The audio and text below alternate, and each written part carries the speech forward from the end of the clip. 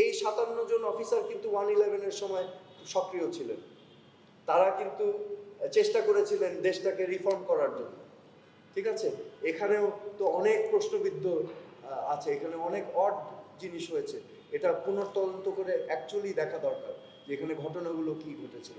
পরবর্তীতে দেখলাম, আমি যেটা বারবার বলছি, যে একটা এরকম ঘটনা ঘটলে ফার্স্ট অ্যাকশন যেটা নিতে হয়, ওই ঘটনা কেন্দ্রকে ঘেরাও করে ফেলতে হয়। ঠিক আছে, এটাকে বলে স্ট্যান্ডার্ড অপারেটিং প্রসিডিওর, যাতে করে যারা ঘাতক আছে ভিতরে তারা যেন বুঝতে পারে যে তাদের পালাবার কোনো পথ নেই। তারা যদি জানে পালাবার কোনো পথ নেই, তাহলে তারা হয়তো ওই হত্যাযজ্ঞগুলো নাও করতে পারত। বুঝাতে পারছি জিনিসটা? আমি এটা আমার আইজি সাহেবকে ফোন করেছিলাম, আমি তখন আমেরিকায় ছিলাম। আমি বলেছিলাম যে র্যাব, পুলিশ, আনসার বাহিনী দিয়ে ঘেরাও করে। উনি আমাকে বলেছিলেন যে এখানে তো মন্ত্রী মহোদয় আছেন, তার মানে আমার নির্দেশ নিতে পারছেন না। আমি মন্ত্রী মহোদয়কেও একই কথা বলেছিলাম, সাহারা খাতুন। উনি বললেন এটা প্রাইম মিনিস্টার দেখছেন। আমি প্রাইম মিনিস্টারকে ফোন করেছি। প্রাইম মিনিস্টার বললেন তুমি বিদেশে বসে বেশি বুঝো না, আমি দেখতেছি। ওকে, তারপর আমি দেশে আসলাম 10ই মার্চ। 11 তারিখ শুনলাম আমাদেরকে বলা হলো যে বিডিআরের তদন্ত কর্মকাণ্ড সকল কিছু একটি কোঅর্ডিনেটিং কমিটিকে দায়িত্ব দেওয়া হয়েছে। কোঅর্ডিনেটিং কমিটির মূল ব্যক্তি হলেন আমাদের সেই সময়কার commerce minister colonel retired Faruk Khan সাহেব, এবং আমাদের সমস্ত ফাইলপত্র সব কিছু চলে গেল। মানে সমস্ত কার্যকলাপ আমাদের হাত থেকে সরিয়ে ফেলা হলো, এবং বিডিআর সম্পর্কে আমাদেরকে কোনো প্রশ্ন করা হয়নি, আমাদের থেকে কোনো ইনফরমেশন চাওয়া হয়নি, আমরা কিছু জানি কিনা জিজ্ঞেস করা হয়নি। ঠিক আছে, সো এই জিনিসগুলো আমার কাছে খুব অড লেগেছিল, যে এরকমভাবে তো হওয়ার কথা না জিনিসটা। হ্যাঁ, এটা কেন শিফট করা হবে? সো এই নানাবিধ প্রশ্ন ছিল আমার মাইন্ডে। প্লাস আমি দেখলাম দুর্নীতির বিরুদ্ধে যেখানে আমি এগিয়ে যেতে চাচ্ছি, এখানে আমার সাথে কোনো কোঅপারেশন করা হচ্ছে না। তা আমি তো বিপদে পড়ে যাব পরে। ঠিক আছে, তো এরকম একটা পরিস্থিতিতে তো আর মন্ত্রিত্ব ধরে রাখা যায় না। আমি যদি এখন টাকা বানাতে বসতাম, তাহলে হয়তো আমি কোনো প্রতিবাদ করতাম না। আমি চুপচাপ বসে আমার অন্যরা যেভাবে করেছে, কোটি কোটি টাকা দুর্নীতি করেছে, রাইট? মানে মন্ত্রিত্ব এমন একটা জায়গা, আপনি ইজিলি শত শত কোটি টাকা বানাতে পারেন মাসে, একটু নাড়াচাড়া দিয়ে বসলে। বাট আমি তো গিয়েছিলাম এটা উল্টা করতে। আমার তো উদ্দেশ্য ছিল না ইনকাম, আমার উদ্দেশ্য ছিল দেশকে পরিবর্তন করার স্বার্থে কিছু অবদান রাখা। সো সেই অবদান যদি না রাখতে পারি, আমি চেয়ারে বসে থাকবো কেন? এটা তো অনৈতিক। বিডিআর বিষয়টা কি আপনি মানে উদ্যোগ নিতে চেয়েছিলেন যে এটা একটা না, শোনেন, বিডিআর এর ঘটনাটা তো একটা মানে খুবই কমপ্লেক্স, এবং এটা তো একটা বিশাল ঘটনা। Are you joking? এখানে 57 জন আর্মি অফিসার, তুখোর আর্মি অফিসার। আমি ব্যক্তিগতভাবে তো অনেকজনকে চিনতাম, ঠিক আছে, এবং আমি ওনাদের সাথে দেখাও করেছি। আমাকে জেনারেল শাকিল, আমাদের বিডিআর এর ডিজি ছিলেন, ওনার সাথে আমার কথোপকথন হতো প্রায়। উনি আমাকে একদিন বললেন যে স্যার, আমার অফিসাররা আপনাকে খুব পছন্দ করে, আপনি একদিন আসেন। আমি গিয়েছি বিডিআরে গিয়ে সমস্ত অফিসারদের সাথে আমি কথা বলেছি। I gave a speech. ঠিক আছে, আমি তো ওনাদেরকে চিনতাম। যে এই তুখর আর্মি অফিসার যারা বাংলাদেশের ভবিষ্যৎ, এই 57 জনকে হত্যা করা হলো, এটা তো বাংলাদেশের মেরুদণ্ড ভেঙে দেওয়ার জন্য, সেনাবাহিনীর মেরুদণ্ড ভেঙে দেওয়ার জন্য। তো এটা কার লাভ, কার ক্ষতি, এটা খতিয়ে দেখা আমাদের প্রয়োজন। ঠিক আছে, এখানে বেনিফিশিয়ারি কারা, কে বেনিফিটেড হয়েছে? এই 57 জন অফিসার কিন্তু 111-এর সময় সক্রিয় ছিলেন।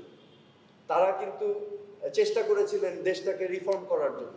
ঠিক আছে, এই 57 জনের মধ্যে অনেকেই কিন্তু ইন্টারোগেশনও করেছিলেন বেগম জিয়া এবং শেখ হাসিনাকে। সো এটা আবার উনি ভালো চোখে দেখেননি। তো এখানে কার কি বেনিফিট হয়ে থাকতে পারে, এগুলো তো আমাদের খতিয়ে দেখা অবশ্যই প্রয়োজন, রাইট? এটা তো একটা জঘন্য হত্যাকাণ্ড, এটা আমাদের জানতে হবে না কেন হলো, কেন তাদেরকে হত্যা করা হলো, রাইট? This is terrible. এটা তো গ্রহণযোগ্য না, এটা তো মেনে নেওয়া যায় না, তাই না? সো আমি ভেবেছিলাম যে এটার একটা সঠিক তদন্ত করা হবে, কিন্তু যেটা বললাম 11 তারিখে দেখা গেল একটা কোঅর্ডিনেশন কমিটি চলে আসলো, পরবর্তীতে 2 মাস পরে তো আমি পদত্যাগী করে দিলাম। আচ্ছা হ্যাঁ, তারপরে ওই ইনভেস্টিগেশন কোথায় গিয়েছে আমি জানি না, আমি তো আমেরিকায় চলে গেলাম। তারপরে ওটাকে নানাভাবে কোন দিকে ডানে বায়ে করা হয়েছে এটাও খতিয়ে দেখা প্রয়োজন। আচ্ছা এবং কেন ইনভেস্টিগেশনগুলোকে ডিরেইল করা হলো, কে করেছে ডিরেইল, কে দায়িত্বে ছিল, এই প্রশ্নগুলো করলেই তো উত্তর পেয়ে যাওয়া যায়। মানে মূল হোতাটা আসলে কি আপনার দৃষ্টিতে একজন দেশের নাগরিক হিসেবে তো আপনি দেখেন, আমি আবার বলছি, বেনিফিশিয়ারি যারা তাদের দিকেই দৃষ্টিটা নেওয়া উচিত। আচ্ছা আপনি আপনাকে কাজ করতে দেওয়া হয়, আবার আপনাকে বিভিন্নভাবে হ্যারেস করা হয়েছিল, অন্যদিকে আপনাকে আবার ছাড়াও হয়নি, মানে পদত্যাগপত্র আপনার গ্রহণও করা হয়নি। আপনি শেখ হাসিনার কথা বলেছেন তৎকালীন প্রধানমন্ত্রী, এবং প্রেসিডেন্টের কথা বলেছেন আব্দুল হামিদ সাহেবের কথা। সে সময় স্পিকার মানে ছিল আপনাকে তখন গুরুত্বপূর্ণ কেন মনে হয়েছিল? আপনাকে সরিয়ে না। দিলে- এটা বিষয়টা হচ্ছে, এখানে একটা ইন্টারনাল খেলা আছে, এটা হয়তো বাইরে থেকে বোঝা যায় না। এবার আমি আমার মনে হয় জনগণের জানা প্রয়োজন। শেখ ফ্যামিলির আওয়ামী লীগের ভিতরে তাদের প্রয়োজন ইউনিটি দেখানো, এবং আওয়ামী লীগের ভিতরে ইউনিটির মূল হচ্ছে এই জাতীয় চার নেতার পরিবার। এটা বিশাল প্রভাব ফেলে আওয়ামী লীগের উপর, ঠিক আছে? কারণ আওয়ামী লীগের ভিতরেও আওয়ামী লীগের সমর্থকরাও জানেন যে বঙ্গবন্ধু এবং মুক্তিযুদ্ধের তখন একটা বিভেদ আছে, কিন্তু এই দুই গোষ্ঠী এক থাকলে দলটাকে কন্ট্রোল করা যায়। সো নানাবিধভাবে এই জাতীয় চার নেতাকে সবসময় দেখিয়েছেন যে খুব কাছের। কিন্তু আপনি যদি মোহাম্মদ নাসিমের সাথে আন্তরিকভাবে কথা বলে থাকেন, আপনি ভিন্ন চিত্র পাবেন। আপনি সৈয়দ আশরাফের সাথে যদি আন্তরিকভাবে কথা বলতেন, ভিন্ন চিত্র পেতেন। বোঝাতে পারছি?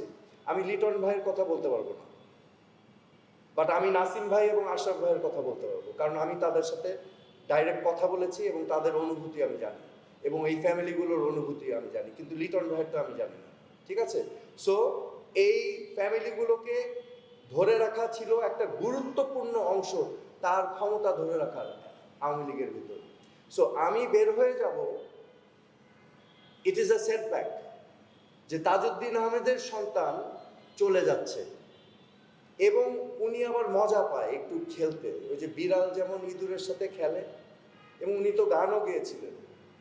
আমি যখন আমেরিকা থেকে ফোন করলাম যে আমাকে ছেড়ে দেন, আমি থাকবো না, ঠিক আছে, হোয়াট এভার ইট ইজ, আমাকে মাফ করে দেন, I don't want to stay, তখন উনি গান গিয়েছিলেন, এবং এই গানটা খুব লোমহর্ষক।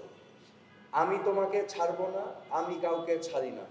ওকে, উনি আসলেই কাউকে ছাড়েন না। সুরঞ্জিত সেনগুপ্তও বলেছিলেন যে বাঘ ধরলেও ছাড়ে, শেখ হাসিনা যারে ধরে ছাড়ে না, ঠিক আছে, কিন্তু আমি তাকে ছেড়েছি।